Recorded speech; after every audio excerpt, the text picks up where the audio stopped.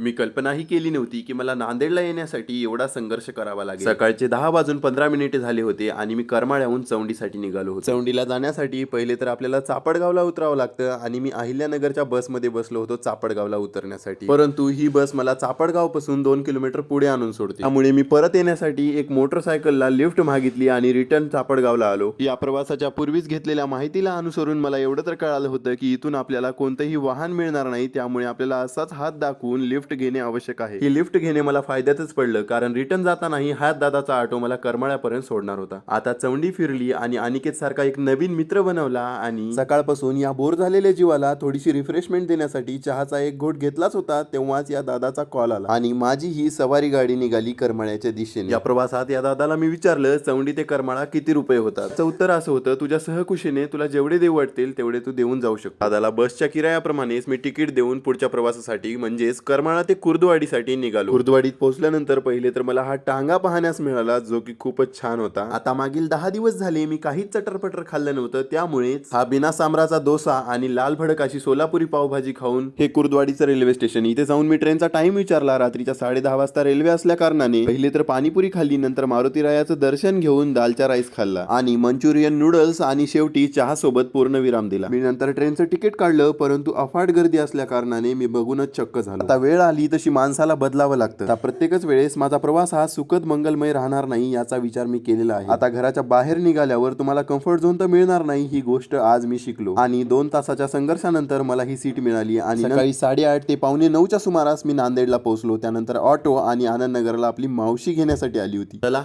भेटूया मग अशाच एखाद्या नवीन व्हिडिओ सोबत।